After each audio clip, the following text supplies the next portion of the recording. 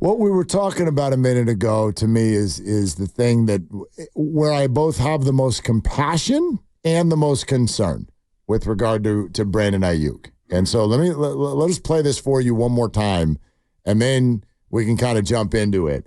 Kyle Shanahan on the TK show talking about the risk of waiting until free agency as an NFL player. We all try to get contracts as coaches too. Do you want to go into when you're a free agent as a coach?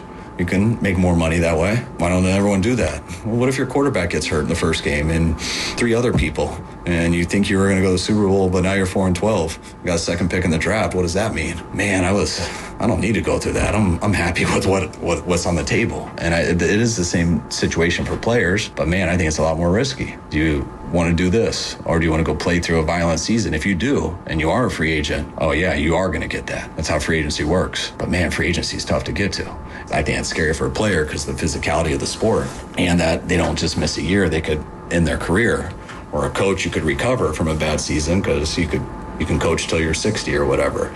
But those are the things that we got to go through. I think people in the outside world got to go through to a degree, but ours is kind of a little bit in front of everyone, and people don't always want to hear about it because people love the team, fans, the players, the coach. We all want to come back to our team, but this stuff is real stuff that you got to deal with. And if you just want to be Johnny coach on the spot who's like, just worry about the team. Yeah, that's what I care about, but I also understand the individual, and usually guys know me well enough to know that too. And when they know no one's trying to screw them, we're trying to run a football business, then I think your relationships can survive. To me, this is what's so terrifying. And you can be right and be wrong at the exact same time, I think.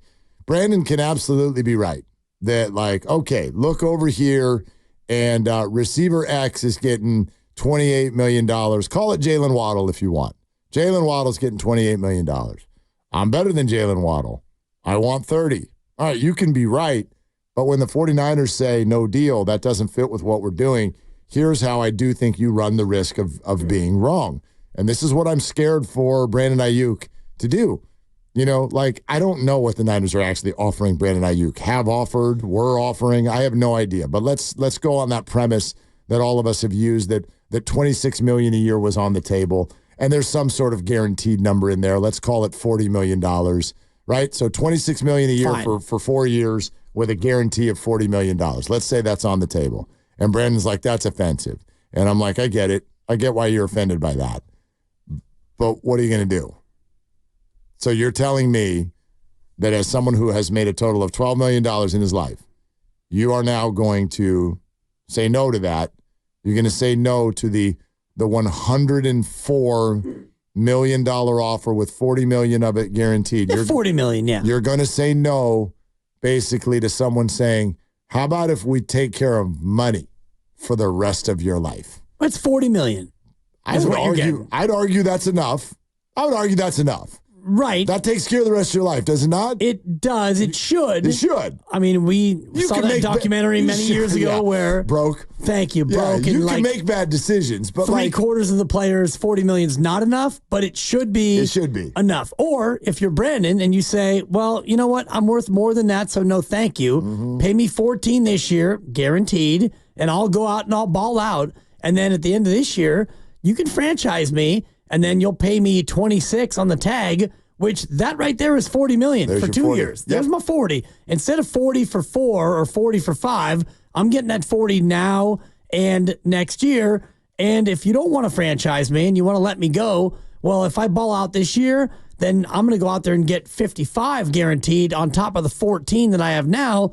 That's 69, which is better than 40. Right. Or I could tear my Achilles on the second play of the year. Sure. Or running onto the field in the Super Bowl. It's all possible. And then what? And it's a bet. It's a risk. Right. And sometimes I think, because especially football players, remember the human beings we're dealing with here. These people are narrative busters. They're bananas. They're absolute crazy people. And they have gone against the odds their whole lives. They've made it. They're in the NFL.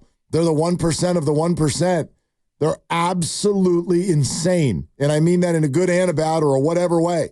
Like, it's incredible what you achieved. You are an unbelievable athlete, but you're also a maniac. Like, I can't believe that you were able to go out there and not vomit. Like, you can run across the middle and catch a ball without looking. Holy crap. So you can do all that and now take that same human being to the negotiating table. And that human being's going to be like, bleep you. I'll go across the middle again. Okay.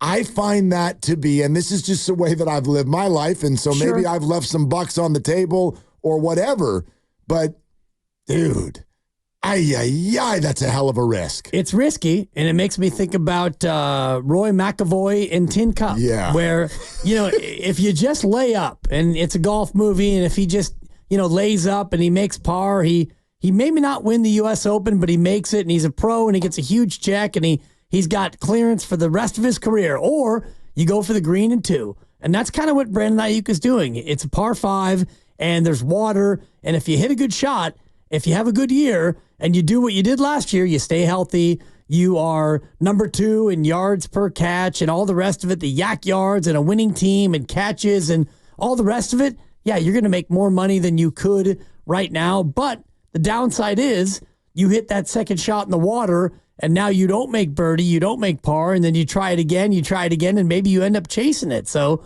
it's risk reward, and you can't tell any individual how to go about it. I'm much more wired like you, and now that I'm a bit of an older guy, I don't think about things in terms of the same risk reward as I used to. But Aiyuk is 26, and you're looking at that first real bite of the apple, and you want to get that. You want to get it now, and I understand it. Totally. I get it. And obviously ego and respect factor into all of these things, and those may or may not be unavoidable and also part of the 7 deadly sins or whatever. You know what I mean? Is ego one of them? I can't even remember the movie 7 with Kevin Spacey and all that. Yeah, I don't think ego is one of them. Was ego one of them? No. Pride. Gluttony. Yeah, I mean, they're all attached. Yep. So, but I get it. I totally get it. And that's why I say it's where I have my most compassion for him, but also my most fear. And so, I don't know, man. He ended up in a spot. But the news of today, I would argue, and that is Trent Williams is holding out. And even though we don't know this to be true, a lot of us are acting like, well, that's going to be over in 4 seconds because the Niners will totally do what Trent needs to make it happen. And you may be right.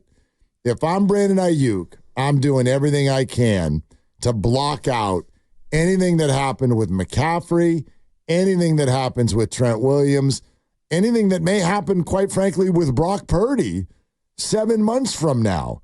I don't find those. I know this is easy for me to say. I don't find those situations to be relevant in the Brandon Aiyuk story. I find Debo's contract, the drafting of Ricky Pearsall, and the contracts the other receivers have signed, those are relevant factors.